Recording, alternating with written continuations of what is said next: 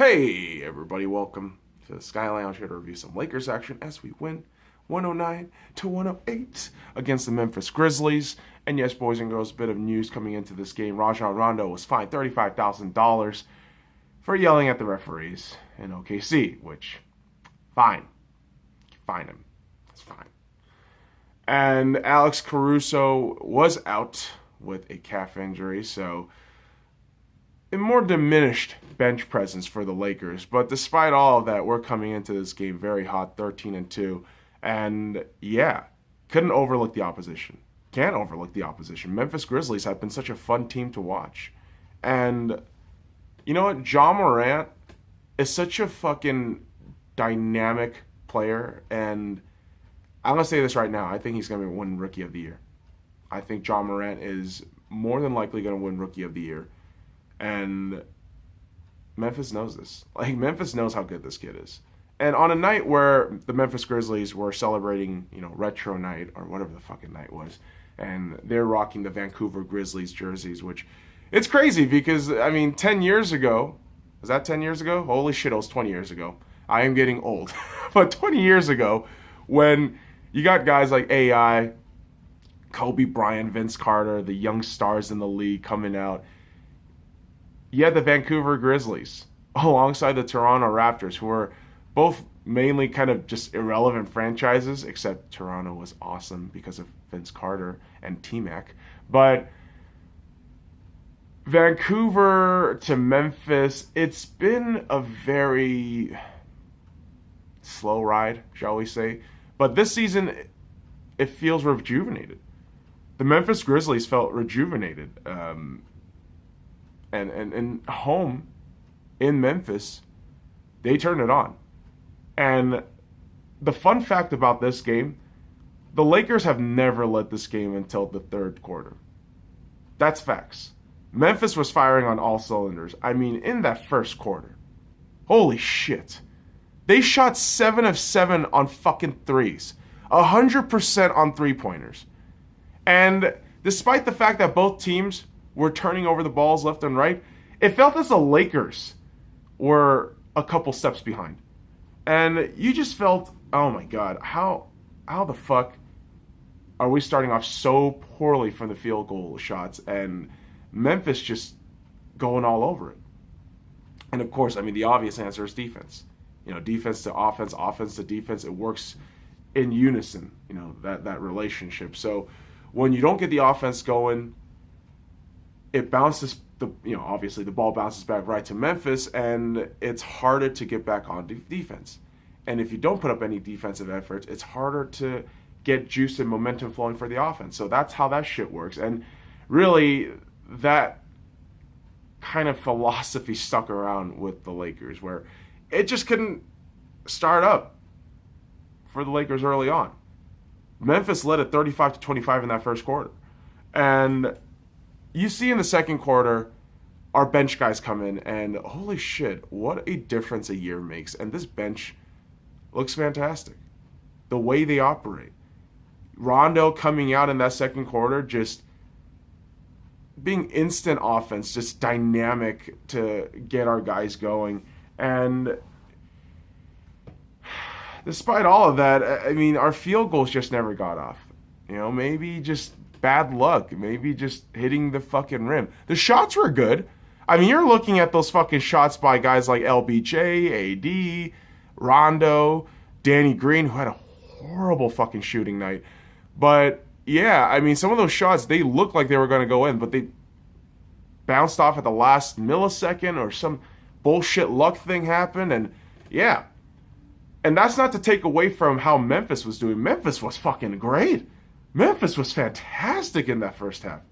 They just kept it going. They sucked the shit out of the Lakers. And listen, their three-pointers by this first half, 10 out of 14. That's 71 fucking percent. That's incredible.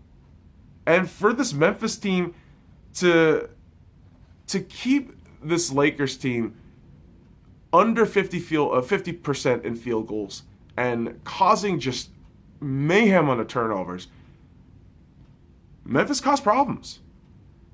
And they were up in that first half 63-55. Now, going into the second half, we know what Frank Vogel can do. We know that a real coach can actually gather the troops and fucking elevate them. No disrespect to Luke Walton, but 3 years I've been fucking wearing rose-tinted glasses saying, oh, it's the former Lakers. We love Luke. But holy shit. Again, what a difference a year makes. Where you see Frank Vogel, I'm pretty sure just chatting it up with the players in the fucking halftime break saying, dude, what the fuck are we doing? We're not losing to goddamn Memphis. We're making shots. We're going to fucking play defense. And we're going to be tenacious about this shit. And you know what? The Lakers start firing on all cylinders coming out in that fucking third quarter. They were making threes.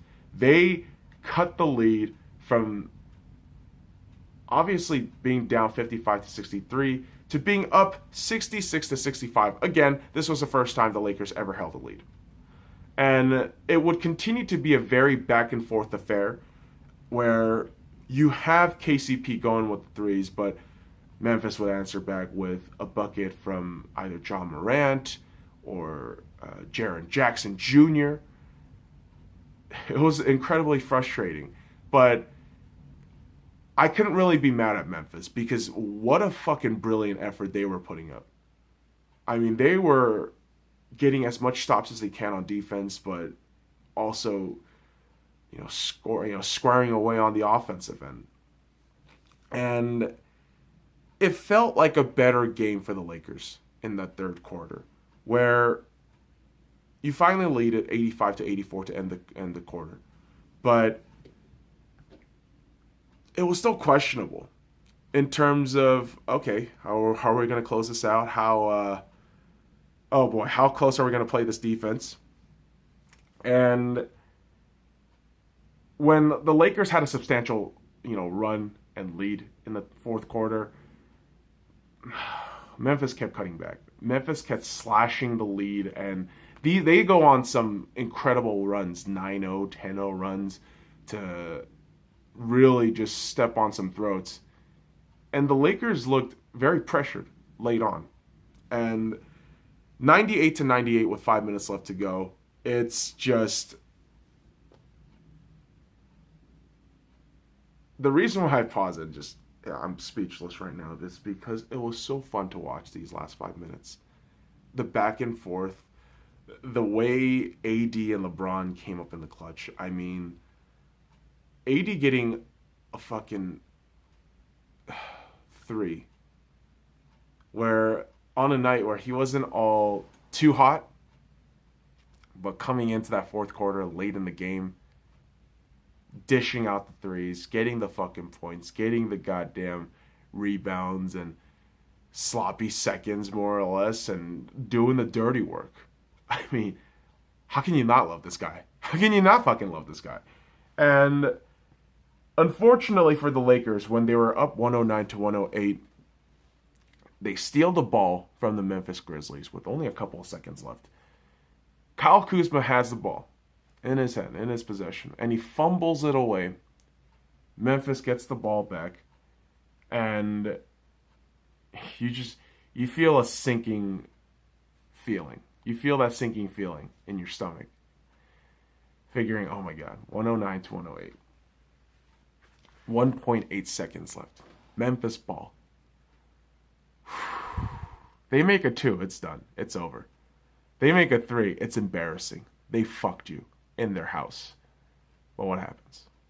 They inbound, and AD just enough awareness to be where he was at, and Memphis stumbles their way out of bounds, turnover, Lakers ball with 0.6 seconds left, and Lakers win. Lakers win in that game. I couldn't fucking believe it, because I'm telling you right now, last year, the year before that, or the year before that,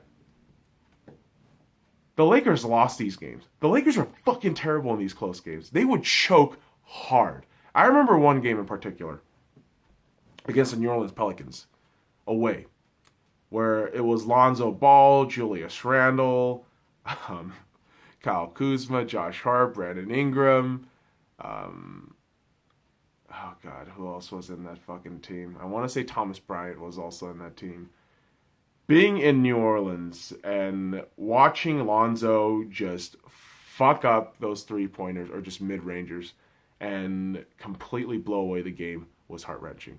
That's an away game where you felt, wow, I can't believe the Lakers blew that.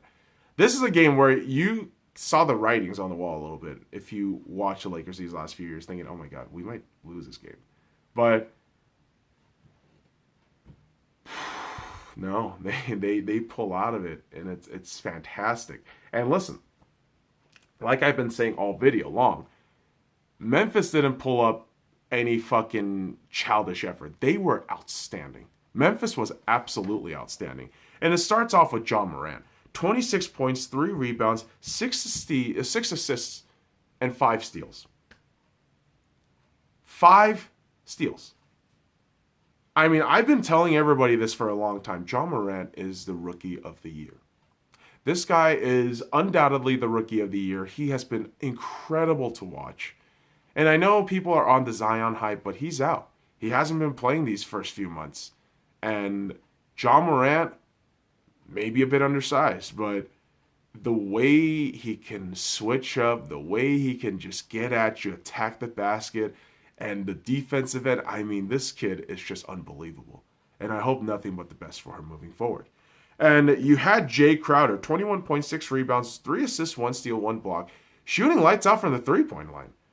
I mean, you gave him a 0.1 second of time and space in the 3 line, he would fucking make those shots. It was really crazy to watch Jay Crowder go off. And of course, they were, they acquired him from Utah for a trade with Mike Conley. And this Memphis team, from top to bottom, it's solid. You have a guy like Jaren Jackson Jr., 20.7 rebounds, 2 steals, 1 block. An absolute total team effort from Memphis. 14 of 30 from 3-pointers, 47%. Incredible fucking night for them for the 3-point line. And I see this team moving forward as being such a fun team that in a year or two time, they're going to be playoff contenders. And if John Morant can elevate himself to that next level, holy shit, this kid is going to be unstoppable. It's going to be fucking great to watch John Morant play. And, as much as I'm praising the Memphis Grizzlies, I'm all about the Lakers. The Lakers are my team. And for the Lakers, boy, oh boy, what a fantastic night. Phenomenal night. LeBron James, 30.6 rebounds, 4 assists, 2 steals.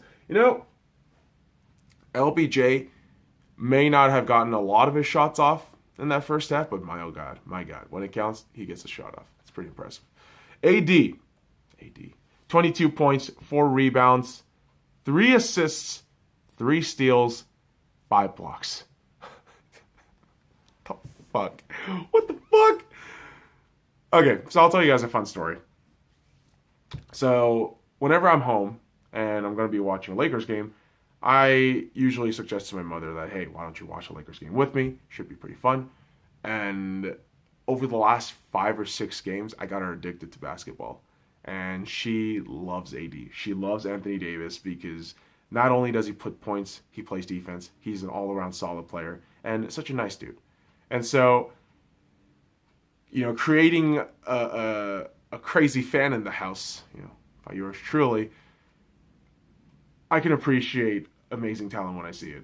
I mean, AD is just a phenomenal cat, and holy crap, what a difference a year makes. And the second guy that we have to give a shout out, the third guy that we have to give a shout out to is Rajon Rondo.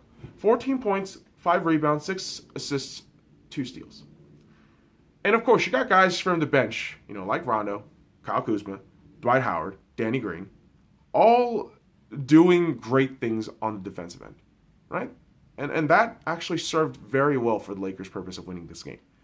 And despite the fact that you were shooting awful from the field goal, and especially from threes, 13 of 39, 33% from threes, but you somehow won this game. You somehow fucking pulled out and won this game. I can't fucking believe it. The Lakers are 14-2.